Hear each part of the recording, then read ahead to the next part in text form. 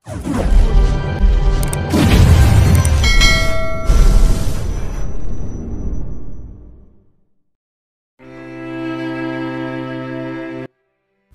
head aches. Para ba may matigas na humampas sa ulo ko? Ramdam ko pa rin ang sakit ng ulo ko. Dahan-dahan kong binuksan ang mata ko. Medyo malabo, pero walang gaanong ilaw sa kung saan man ako tumingin sa paligid. Bigla ko napagtanto na nakapulupot ang mga kamay ko sa aking likuran kung saan ako nakaupo.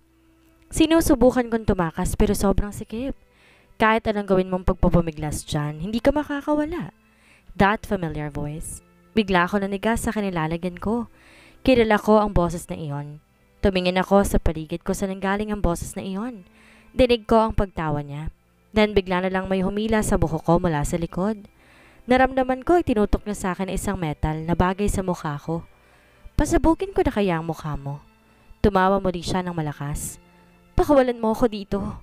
Pilit ko sinusubukang kalasin ang pagkakatali ko sa likod. Monica, why are you doing this? Naglakad siya papunta sa harapan ko. She slapped me twice from left to my right cheek. Ramdam ko ang sakit ng pagdampi ng kamay niya sa mukha ko. Bigla ko natakot. Sinira mong lahat. Kinuha mong lahat na dapat ay sa akin. Sinira mong buhay ko. Kinuha mo si Gabriel. Sa akin lang siya. Sa akin lang siya. She became hysterical hanggang sa iputok niya ang baril na hawak niya pataas. I can feel chills on my spine. Ramdam ko ang malakas na tibok ng puso ko. Halos manginig ang buo kong katawan at ramdam ko ang panghihina ng buo kong katawan. Please, someone save me. Please, Monica, itigil mo na to. You won't get away with this. I need to be strong. Kahit sobrang takot na ako ngayon. Tumawa lamang ulit siya. Ang malademonyong uri ng pagtawa. I already had Amber. Muli niyang itinapat ang baril pataas. I already had. Pagkatapos, tinutok niya ang baril sa harap ko. Halos manginig ang buo kong katawan sa takot. Gabriel, please save me. Monica, itigil mo na to. May narinig akong pamilyar na boses. Boses iyon ni Gabriel. Gabriel, natutuwa ako nandito ka para makita mo kung papaano mamatay si Amber ngayong gabi. Tuwang-tuwa na parang bata si Monica as she talks with Gabriel. Please, let her go. Let Amber go. Ako naman ang kailangan mo, hindi ba? Let me think. She laughs again. Maybe not. Kahit papakawalan kong babaeng to, hindi ka naman magiging akin. You used to love me, Gabriel. What happened? Ngayon, halos sumagulhol na ng iyak si Monica. Walang sinabi si Gabriel. Alam mo kung gaano kita kamahal, Gabriel. Gagawin kong lahat para bumalik ka sa akin. Pero bakit hindi mo na ako mahal? Bakit nawala na lang bigla yung pagmamahal mo sa akin? Why do you choose to leave me behind? Now she starts to cry as she sits on the floor. Paulit-ulit niyang tinatanong si Gabriel but he did not say anything. I'm sorry, Monica. Yan lang ang tanging nasabi ni Gabriel. Patuloy siya sa pag-iyak. Until after a few minutes, tumawa lang siya ng tumawa. Tumayo siya sa pagkakaupo niya, tinutok muli ang baril sa akin. Then I guess I have to kill both of you. Then she put the gun on Gabriel. Kung hindi ka man maging akin, walang magmamayari sa'yo, kahit sino. Monica! Pakiusap, huwag mong gagawin to. Umiiyak na ako. Eeny, meeny, miny, mo. Sino bang uunahin ko? She points the gun from Gabriel going to me. Paulit-ulit hanggang sa tumigil siya sa tapat ko. Oh, Amber, dapat patayin muna kita. Naglalakad siya papunta sa akin. Nilagay ang baril sa kanang pisngi ko. Hindi na mapigilan ang luha kong pagdulo. Tuloy-tuloy ang pag-agos nito. I am scared. I am very scared. Napailing-iling ako. Monica, please, don't do this. I'm sorry, Amber, pero kailangan mong mamatay. Ito na kaya ang katapusan ko? Kung ganoon hindi pa ako nakapagpaalam. Hindi ko nasabi kung gaano ako kasi sa buhay na nabuhay ko. Kung gaano ko kasi anong na-inlove ako kay Gabriel. Lahat ng sakit sa puso, lahat ng masasaya at malungkot na alaala ay binahagi ko sa kanya. Mahal kita, Gabriel, hanggang sa huling hininga ko. Mamahalin kita. Forever and always. I close my eyes. Is this my end? Please, someone, save me. Someone save us. Muli ako nakadinig ng putok ng baril. Minulat ko ang mata ko. I just saw Monica and Gabriel in front of me. Pareho nilang hawak ang baril. Then suddenly, Gabriel falls down. I scream. I scream his name. Oh my God, no! Gabriel! Pilit ako nagpupumiglas sa pagkakagapos ko. Gusto ko siyang lapitan. Nakita ko na lang si Peter na tumatakbo papunta sa akin. Niyakap niya ako. Umiyak lang ako sa balikat niya at parang nanlabo ang mata ko. Hanggang sa dumilim ang paningin ko. Nagising na lang ako nasa isa akong kwarto. I just saw Peter on my side holding my hand. He just fell asleep. This man. Binigay niyang lahat para sa akin at kay Angelica. Binigay niyang lahat ng pagmamahal niya para sa aming dalawa. Napakabuting tao na nagmamahal lamang sa akin. How can I let this man loves me so much? Ayoko masaktan si Peter dahil sa akin. Gusto kong ibalik ang pagmamahal na lagi niyang ibinibigay sa akin. Lahat ng pagmamahal na pinaramdam niya sa akin. Ang pag-ibig na nagbibigay sa akin ng dahilan upang tumayo at sumulong kapag ako'y nasa aking pinakamalalim na kawalan ng pag-asa. Minahal ko siya sa kadahilan ng, iyon, mahal ko si Patrick. Sinusuklay ko ang aking kamay sa kanyang buhok. Napaangat siya ng ulot na gising. Ngumiti ako sa kanya. I am glad you're awake. Sabi niya at nilagay niya yung kamay niya sa ulo ko. He kissed my forehead. Nasaan si Angelica? Siya ang una kong gustong makita. Pilit kong bumangon. Inalalayan naman ako ni Peter sa pag-upo. Umupo siya sa tabi ko habang hinahaplos niya ang buhok ko. Nakangiti siya sa akin. Wala kang dapat alalahanin sa kanya. Ligtas siya. Mamaya papupuntahin ko siya dito para dalawin ka. Napangiti ako ng maluwag. Inalikan ni Peter ang noo ko. Peter told me that almost a day na akong walang malay. Sinabi niya dinala si Monica sa rehab. They have found na almost 3 years din palang drug dealer si Monica. She was one of the biggest target by the government na matrap sa isang operation.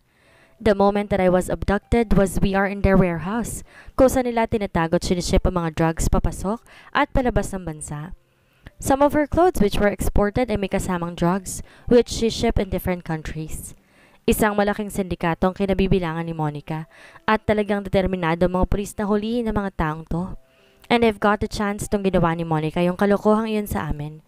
I could have died right there if it were not for Peter and Gabriel. Gabriel, anong nangyari sa kanya? Ang huling naalala ko. Naagawan sila ni Monica ng baril, then suddenly, I heard a gunshot at pareho silang nakandusay ni Monica. Bigla ako nakaramdam ng kaba. Where's Gabriel? Is he okay? Nag-aalalang tanong ko. Inawakan ni Peter ang kamay ko na sinasabi sa akin na kumalma. Tinamaan si Gabriel ng bala from Monica's gun, but he is already okay. Nasa kabilang room siya. It made me relieved hearing that he is alright. Angelica came and visited me. The doctor told me I should undergo counseling once I am discharged. Pinauwi na ni Peter si Angelica kasama ang yaya niya. Peter will stay with me tonight. Pwede mo ba akong samahan sa kwarto ni Gabriel? I can see nag-aalangan si Peter sa gusto ko, but he just smiled and nodded at me. Inalalayan niya ako sa paglalakad hanggang sa makarating kami sa kwarto ni Gabriel. I saw him laying on his bed sleeping. As I walked towards him, it made me feel my heart aches. May cast siya sa kanang braso. Inawakan ko ang kamay niya habang pinagmamasdan siya na natutulog. Dahan-dahan niyang iminulat ang kanyang mga mata. Nakatingin siya sa akin na may ginhawa sa kanyang mga mata. Ngumiti ako sa kanya. Nagising ba kita? Ngumiti siya sa akin sabay iling. May cast siya sa kanang braso. Bigla, tinapik ni Peter ang balikat ko. Nakangiti siya sa akin. Iiwinan ko muna kayong dalawa. Tinapik niya sa kabilang braso si Gabriel. I am glad you're okay, bro. Gabriel smiles at him. Umalis na ng kwarto si Peter, leaving me and Gabriel alone. I'm glad you're safe, Gabriel told me. I can see the relief in his eyes. Napailing ako. You almost made yourself killed. Bakit ka pa nakipag-agawan ng baril kay Monica? Halos maluha akong sabi sa kanya. Hindi ko alam ang gagawin ko kung mamamatay si Gabriel nang dahil sa akin. I will forever bring that guilt in me. Pero ngumiti siya sa akin habang hawak niya ang kamay ko. Inahalikan niya ito. Mas gugustuhin ko pang mamatay kaysa makita kang mamatay nang dahil sa akin. Niyakap ko siya na mahigpit habang pumapatak ang mga luha ko. I love you, Amber. I love you so much that I could even give my own life for you. Mahal na mahal din kita, Gabriel. Ang mga salitang ito, gusto ko iparamdam sa kanya kung gaano ko pa rin siya kamahal. Ngunit nagawa ko na ang mga desisyon. Nakatingin siya sa akin na may luha sa aking mga mata. Ngumiti siya sa akin, pero nasa na mga luha ko. You will always be the reason why I am leaving, And you will be the reason to give my life meaningful or became meaningless. Bigla ko nakitang tumulong luha niya. I want you to be happy. Alam ko hindi ako yung taong magbibigay ng kaligayahan sa'yo. Pinunasan ko ang sariling mga luha. Muli niyang hinalikan ang kamay ko at marang hinawakan ang kamay ko. I'm letting you go. Those words, it breaks my heart. We had the same thought in mind, letting both of us to set free and take a new journey. Halos sumugulgol ako ng iyak habang niyakap ko si Gabriel. Baka ito ng huling yakap na makukuha ko mula sa kanya. Minsan hindi natin makukuha ang talagang gusto natin. There will be times that we thought we could stay in that moment but in the end, may mga bagay na hindi naman talaga pwede. Minahal ko si Gabriel. Sa sandaling tumibok ang puso ko para sa kanya. Naging miserable ang buhay ko dahil sa kanya pero binigyan niya rin ako ng kaligayahan. I forever love him. Palagi siyang nasa puso ko. Right down deepest into my heart. But we have to say goodbye and set us both free. Makalipas ang isang araw, mula ng gabi, na nag-usap kami ni Gabriel, na-discharge ako sa ospital. I attended some counseling and scheduled sessions with a psychiatrist para makatulong mawala ang trauma sa akin dala ng mga nangyari. Since then, I haven't saw Gabriel. Hindi rin naman siya bumibisita dito sa bahay para makipaglaro kay Angelica. Jack and J-Mart usually plays with Angelica. Kuya na ang turing ni Angelica kay J-Mart. Monica, she is still in the rehab center. Ani Jack as we watch the two kids playing at the garden. Minsan hinahanap ni J-Mart ang mommy niya. Madalas naman tuwing gabi umiiyak siya. Napapaniginipan niyang sinasaktan siya ng mommy niya. Kitang-kita sa mga mata niya ang pag-aalala sa anak. Just like me. J-Mart has been attending sessions with a psychiatrist. Noong nalipat sa custody ni Jack sa J-Mart, ay na-observe niya ang kakaibang behavior nito. It made us all worried, especially Jack and Gabriel. Mabuti na lang at nakatulong kay J-Mart ang madalas sa pag-attend niya sa psychiatrist. But there are times na may misbehavior siya na still under observation. Nakakatulong din kay J-Mart ang madalas sa pagpunta niya dito at pakikipaglaro kay Angelica. By the way, I have to give you this. Inabot ni Jack sa akin na isang brown envelope. I look at the envelope and turn to him. It's from Gabriel. Gusto niya ibigay ko yan sa'yo. Binuksan ko ang envelope. Napakunot ang noo ko sa nabasa ko. I looked at Jack with disbelief. He looked so serious. He wanted to give you half of his shares, making you the major shareholder and CEO. Bakit binibigay niya sa akin yung shares niya? Hindi ko maintindihan. Why is he doing this? Inalayo ni Jack ang tingin niya sa akin. Hindi ko rin alam, Amber. Basta't ang alam ko, matagal siyang nanirahan sa ibang bansa, kasama ng kapatid niya. Hindi ko maintindihan kung ano ba ang nangyayari. Just ask Gabriel for the answers. Wala ako sa posisyon para sabihin sa'yo. I'm sorry. Umalis na si Jack at si J-Mart. I prepared dinner for the three of us, Angelica, Peter, and me. Eksaktong dinner nung dumating si Peter. Did something wrong happen to Gabriel? I asked. Wala naman. Why did you ask? Ininom ko yung tubig. I shrugged at him. It is just weird. Ibinigay niya sa akin ang half ng shares niya sa company. Hindi nagsalita si Peter. Hindi siya nagkomento tungkol sa sinabi ko. I need to see Gabriel and ask him. Siya lang makakasagot sa tanong ko. Kinabukasan na nagpunta ako sa office niya. Ang sabi na ng sekretary niya hindi daw papasok yun si Gabriel dahil may sakit daw ito. That's weird. Gabriel never files any sick leave. Ni minsan hindi siya nagpo-postpone or nagre-reschedule ng meetings. Talagang may sakit nga siguro siya. I tried to call at his home pero ang sabi lagi ng kasambahay ay ayaw daw nitong tumatanggap ng tawag or bisita. I was at my office, signing some paperworks. Nilipat na rin kasi sa akin na pagiging Chief Operations Officer. Lahat ng operations sa loob ng company ay kailangan kong i-analyze isa-isa bago ko pa pirmahan. Kung noon once a week or kung minsan tuwing meeting lang ako pumapasok. Ngayon, halos 4 na beses sa isang linggo ako pumupunta ng opisina. Kumuha na ako ng manager para may mag-manage ang restaurant ko dito sa Manila. Halos 1 beses na lang or kapag walang gaanong trabaho dito sa office ko, napupuntahan ang negosyo ko. Someone knocks at my door. It is my secretary. Naglalakad siya papunta sa akin na may hawak ng isang malaking bouquet of flowers. Ngumiti siya sa akin habang inabot ang bulaklak. Kanina raw galing to? Delivery lang po nag-abot ma'am sa receptionist natin sa ibaba. It is a bouquet of red and pink roses. May card na nakaipit sa gitna. Do you need anything else, ma'am? No. Thank you, Karen. I'll just call if I need something. Thanks. Kinuha ko yung card. Congratulations on your promotion. I will be seeing you later at Alfredo's around 8 p.m. I'll pick you up. I love you. Peter. I smiled as I read his note. Bigla ko naalala. Hindi ko pa nga pala nasasagot ang tanong ni Peter sa akin noong isang buwan. He asked me to marry him. That time I don't know what to say. I am confused about my feelings, pero handa na ako ngayong sagutin ang tanong ni Peter. If he will ask me again, I will say yes. It is already 7 p.m. I am almost done reviewing yung isang proposal para sa bagong subdivision project sa may Antipolo. My intercom rings. Ma'am, nasa baba po si Sir Peter. I told my secretary na papasukin si Peter. Minadali kong ayusin ang mga folders na nakatambak sa gilid ko at nilinis ang table ko. I looked at myself sa salamin. Wala na ng lipstick sa labi ko. I immediately take out my compact pressed powder and lipstick sa bag and did a little retouch. Just in time matapos ko magpaganda, may kumatok sa pinto. It was Peter. I smiled at him. Akala ko ba around 8 p.m. mo pa ako pupuntahan? Pabiro kong tanong sa kanya. He chuckles a little bit. I'm just excited to see you. That's why. Hindi tuloy ako nakapag-ayos. Ang aga mong dumating. Paglalambing ko pa, sabay paut ng labi.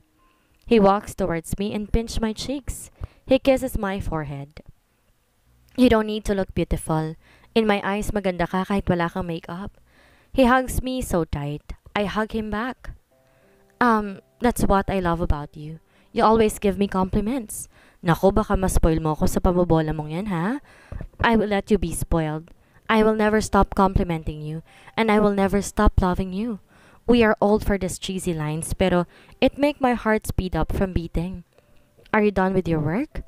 If not, I can wait you sa labas. Umiling-iling ako sa kanya. Nope, I'm done. I don't want to make you wait.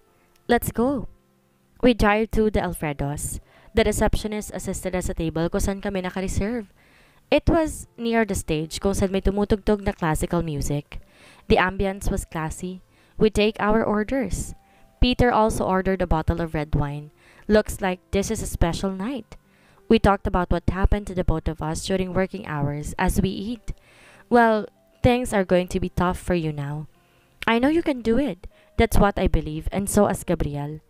He lifts his glass with wine. For your promotion. For my promotion. We clenched the glass. Peter suddenly stood up and told me na pupunta lang siya saglit ng restroom. I was left on the table and watched the pianist as he hits the keys. I can feel the pianist's emotions on his song. I somehow remember Gabriel. Nung bata pa lang kami, we took up piano lessons. We usually played the keys as a team. It was fun playing piano with him. Natapos na yung performance, we clapped our hands for the pianist. He suddenly took the mic and stand in the middle of the stage. Ladies and gentlemen, my next performance is for Miss Amber Zhao. I am awed sa sinabi ng pianist. How does he know my name? I know it was me kasi sa akin siya nakatingin. Wise men say, only fools rush in, but I can't help falling in love with you. I suddenly noticed hindi pa bumabalik si Peter from the restroom. I look at the side kung nasa ng restroom. Then, suddenly, I heard the crowd cheers and shout. Agad bumaling ang tingin ko sa stage. I saw Peter, holding a bouquet of red roses, walking towards me. Iniabot niya sa akin ang bulaklak na hawak niya at inilahad ang kamay upang magsayaw kaming dalawa sa gitna. The song had finished. He just suddenly kneeled in front of me. Biglang naghiyawan at nagpalakpakan ang mga tao sa paligid. Agad nang bumilis ang tibok ng puso ko. Amber Zhao, you are the best thing that ever happened to me.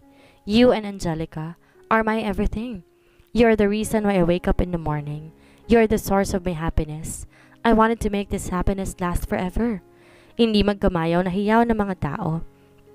My heart beat so fast. Tuluyang tumulong mga luha sa mata ko nang binuksan ni Peter ang maliit na kahon na hawak niya habang nakaluhod sa harapan ko. Will you marry me? Peter has always been there for me. He never leaves my side even in the hardest time of my life. He's also beside me as I stood up from all the challenges sa buhay ko. Kasama ko siyang hinarap ang lahat ng iyon. I am so grateful for that. That's why I love him. Inaamin kong hindi katumbas ng pagmamahal ko para kay Gabriel, pero alam ko sa sarili kong mahal ko si Peter. I know this time I will be doing the right thing. Yes, I will marry you. Tears went down on his face as he heard my answer. Agad niyang isinuot sa akin ang singsing. It is a silver with a diamond on his face as he heard my answer. Agad niyang sinuot sa akin ang singsing. It was simple yet perfectly reflects my personality. He hugged me as he put the ring on my finger. Nagpalakpakan ng mga tao. Thank you, Amber. I promise you will never be sad. I will love you forever. No, Peter. I should be the one who needs to say, thank you. Thank you for everything. Thank you for loving me and Angelica unconditionally. I love you. I love you more. At pagkatapos, sinilikan niya ako sa aking noo at sa aking labi. It's been a week since nag-propose sa akin si Peter. Hindi pa rin ako makapaniwala sa mga pangyayari. We're getting married on the first week this coming month. We now only have 3 weeks to prepare for everything. And hands-on sa wedding preparations namin ay si Carlo, since she volunteered herself to do this. I'm excited about this since it's my first true wedding. Hindi na pumasok pa sa isipan ko ang magsuot ng wedding gown at maglakad na sa altar. Peter made all of this come true. I know, magiging masaya ako sa piling niya. I know hindi niya kami pababayaan ni Angelica. Nag-check ako ng proposals para sa maintenance ng theme park nang mag-ring na yung phone ko. It was Carlo. On the way na ako, sissy. Doon na lang tayo mag-meet. Okay, sige. Malapit lang naman yun sa building eh. May mga tinapos lang ako. Pupunta na rin ako. Okay, sige. See you later. Nagstay na for good si Carlo, kasama yung foreigner niyang boyfriend dito sa Pilipinas, at nagtayo siya ng sarili niyang boutique. Marami na rin siya naging clients. Nakapag-design na rin siya ng gown para sa isang Hollywood actress. Proud ako sa kanya at sa lahat ng achievements niya. Si Cassandra naman bumubuo na ng pamilya. 3 months na pala siyang buntis. Very hands-on si Jack kay Cassandra. I remember Peter nung pinagbubuntis ko si Angelica. I asked different kinds of foods na napakahirap hanapin. Pinoy food na hindi mo makikita sa States. But he always makes sure makuha ko lahat ng cravings ko that time. Nakailang urgent flight siya, pabalik-balik ng Pilipinas noon para sa mga gusto ko. I felt sorry every time na naalala ko yon. That feeling na magkaibang time ang States at Philippines. I'm really sorry for Peter that time. Kung si Gabriel ang kasama ko. Ganon din kaya ang gagawin niya para sa akin? After ko ang matapos, lahat ng urgent documents, dumiretso na ako ng elevator. Nag-stop yung elevator sa 10th floor. Bumukas yung pinto and it was Cindy. I smiled at her but she did not smile back at me. Hindi pa rin niya ako gusto hanggang ngayon. I know she likes Peter. She loves Peter ever since and until now. I know mahal pa rin niya si Peter. Sinong pinupuntahan mo dito? I asked. Famous politicians ang parents ni Cindy. I know siya ang nagmamanage ng resort and farm nila. I've been there once nung may Thanksgiving party ang father niya noong nanalo sa eleksyon. It was on the mountains and private cars na ang makakapasok sa loob ng resort. It was for high-class society people who can afford. Although may resort silang pangmasa, pero alam ko nasa bayan yon kung saan lumaki ang mother niya. It is none of your business. Gabriel asked me to come here. Matipid niyang sagot. She really does not like me. Nagkita ba kayo ni Gabriel? Is he okay? Kailan kayo nagkita? Pag-aalala kong tanong. Umarap siya sa akin. I can see on her face na naiinis talaga siya sa akin. Pero gusto ko lang naman malaman ang kalagayan ni Gabriel. I am worried. Ano bang pakialam mo kay Gabriel? You already have Peter, so pwede ba? Huwag mo nang kausapin pa si Gabriel? At bumukas ang elevator. Nasa ground floor na pala kami. I wanted to see Gabriel. I wanted to ask so many questions sa kanya. Bakit niya binigay sa akin ng company? What is he up to? Ano ba ang nangyayari sa kanya ngayon? Is he okay? I am horribly worried about him. I dialed Feng's number. Ate Amber, bakit ka napatawag? I am sorry, Feng, pero I want to ask something about Gabriel. Bigla, tumahimik sa kabilang linya. Alam ko may tinatago sila sa akin tungkol kay Gabriel. Feng, are you still there? Ano ba talagang nangyayari kay Gabriel? I'm sorry, ate. Nagda-drive kasi ako eh. May sakit lang si kuya but nothing to worry about. He is perfectly fine. Then bakit di siya pumapasok? Ilang weeks na rin siyang hindi pumapasok. I tried to visit him sa bahay pero sabi ng maids, ayaw daw niyang tumanggap ng bisita. Feng, I know hindi maganda ang ending naming dalawa but still, he is part of me. Tatay pa rin siya ng anak ko. Matagal din ang pinagsamahan namin and as a friend I'm worried about him. Katahimikan na lang ang narinig ko sa kabilang linya. Gusto ko talagang malaman kung kamusta na si Gabriel ngayon. Okay lang ba talaga siya? I heard Feng release a heavy sigh. I understand you, ate. I will try to talk to kuya. Call him right now. Sabihin mong papunta na ako sa mansyon. After Feng and I talk, I called Carlo na i-reschedule na lang namin ang pagsusukat ng gown. I start my engine and drive papunta sa mansyon. After an hour narating ko ang mansyon na nag-doorbell agad ako.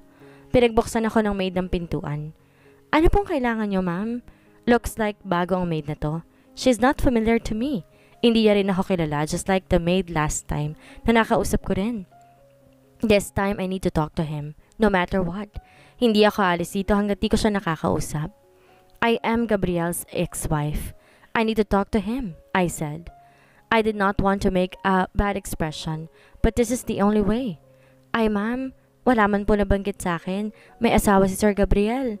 Wala naman po nasabi na magpapasok man ng bisita. Ay pasensya na po ma'am at hindi ko po kayo pa pwedeng papasukin. Hindi mo ba ako nadinig? I hastily put my hands on the gate na balak ay sarado ang gate. Looks like nataranta siya na makita niyang galit na ako. Bigla siya nagtawag ng security. I told you I am his ex-wife. I used to live here before. Can you just let me through? No English ma'am. Tagalog only. Natawag na po ako ng guard. Hindi po talaga kayo pwede pumasok. Anong hindi pwede? Asawa ko nga dati si Gabriel. Nakatira ako dito dati. Kailangan ko siya makausap ngayon. Pinipigilan ko yung gate. I heard a familiar voice. Anong kaguluhan ang nangyayari dyan? Biglang binitawan ng maid ang gate, so I pushed it widely open. I saw a familiar face. Isa siya sa mga katulong na kasama ko noon, mag-prepare ng mga niluluto ko. Nagulat siya na makita ko. Agad niyang binawi ang gulat ng ngiti at hinawakan ng kamay ko. Ma'am Amber, ang ganda niyo pa rin po. Ang tagal niyo pong hindi bumibisita dito sa mansyon. Ala, Joanna, bakit di mo pinapasok si Ma'am Amber? Di ba po, sinabi ni Sir Gabriel wag daw po magpapasok ng bisita kapag siya ihinanap? Sinusunod ko lang naman po ang utos ni Sir. Ano ka ba? Asawa to ni Sir Gabriel. Siya yung naikwento ko sa'yo noon. Yumuko naman yung maid na nakaaway ko. I did not mean to get mad at her. Nadala lang ako na emotions ko. Si Gabriel ba nasa loob? Gusto ko siyang makausap. Ay opo ma'am. Kakasabi lang po ng Sir na kapag dumating kayo papasukin kayo. Sorry po Ma'am Amber.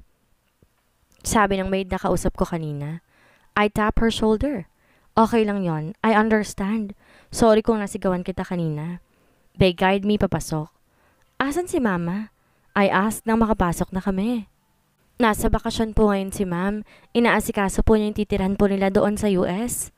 Titirahan sa US? Napakunot ang noo ko. Ang alam ko lang po mag-aaral si Mang Feng doon, pero lahat ay doon na po sila titira. Bakit lahat sila magmamigrate sa US? Pinaupo ako ng maid sa sala. Umakyat siya para tawagin si Gabriel, habang inabutan naman ako ng isang baso ng juice ng bagong dating na maid. I rolled my eyes on the living room. Nothing has changed.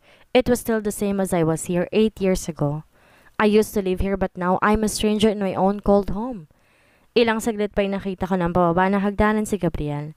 He wears a plain white t-shirt and a checkered pajamas and a cardigan.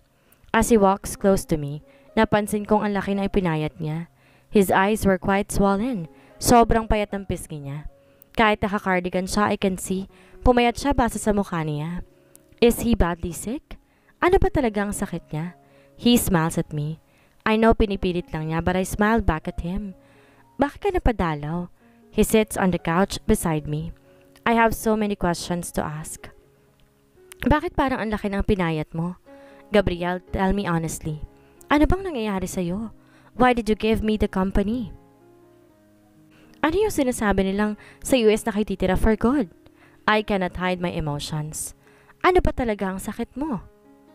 Ano nga kaya ang mabigat na pinagdaraanan ni Gabriel ngayon? Bakit niya ibinibigay ang kalahati ng shares ng kumpanya niya kay Amber? Ano ang sakit ni Gabriel? Yan ang ating aalamin sa susunod nating kabanata.